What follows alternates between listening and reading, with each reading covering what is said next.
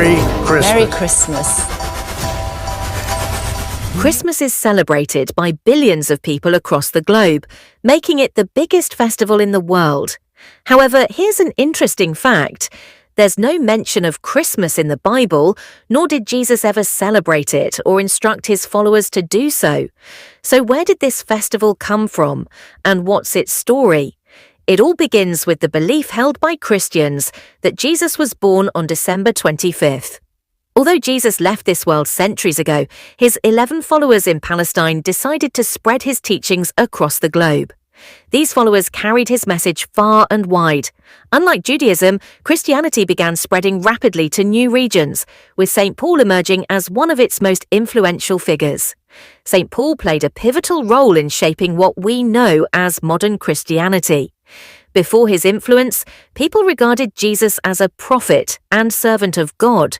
However, Paul introduced the idea that Jesus was not just an ordinary man, but the Son of God and divine himself. This concept became central to Christian belief. Interestingly, Paul never met Jesus in person during his lifetime. With Paul and his followers, Christianity gradually gained traction within the Roman Empire. However, the Romans were staunch followers of their polytheistic religion, worshipping gods like Jupiter. This presented a challenge for early Christians. To make Christianity more appealing to the Roman populace, early Christians made strategic changes to their religion. 1. They altered Jesus' name to a more Roman-friendly name, which eventually became Jesus in English. 2. Romans were predominantly white Europeans, while Jesus, being from Palestine, had a brownish complexion. To make him more relatable, early Christians started portraying Jesus in paintings as a white European. These changes not only helped Christianity gain acceptance, but also produced some of the most famous artworks in history. For instance, one of the oldest paintings of Jesus sold for a staggering $450 million in recent years. And the piece is sold. Now, back to the story. These adaptations allowed Christianity to spread rapidly within the Roman Empire. The growing Christian population began to alarm Roman emperors, who saw it as a threat to their traditional religion. In response, they launched brutal persecution campaigns against Christians. Despite these atrocities, Christians remained steadfast, and their religion continued to spread. In fact, it grew so influential that Emperor Constantine the Great eventually converted to Christianity. This marked a turning point for the Roman Empire. Once the emperor adopted Christianity, the persecution of Christians ceased. However, the tables turned, and followers of the Roman religion, such as Jupiter worshippers, now faced oppression. The empire sought to unify its people under one faith. To achieve this, Roman leaders merged elements of their old religion with Christianity, giving birth to new traditions, including Christmas. In Roman tradition, they celebrated their largest festival, Saturnalia, in December to honor their god Saturn. Pine trees, which stayed green during Europe's harsh winters, were a key symbol of this festival.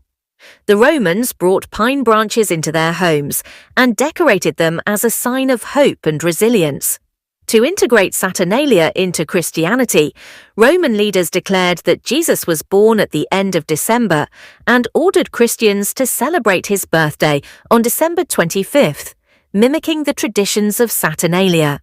This blending of old and new religions marked the origins of Christmas as we know it today. Over time, Christianity grew to become the largest religion in the world, thanks to the influence of empires like the Roman, British, and Spanish. As Christianity spread, so did Christmas, evolving from a small, humble festival focused on prayer into the global phenomenon we see today. Initially, Christmas celebrations were simple gatherings at churches to remember God and Jesus.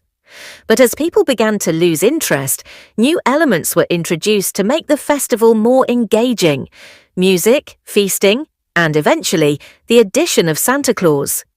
Santa Claus, originally St. Nicholas, was a real Christian scholar known for his generosity. About 150 years ago, he was depicted as a figure who wore green or blue clothes and gave gifts to children. However, Coca-Cola later popularized the red and white Santa we recognize today to align with their brand colors. Now, Christmas is celebrated not only in Christian-majority countries, but also in nations like China and India. It has become the most lucrative festival in the world, generating over $1 trillion in business annually.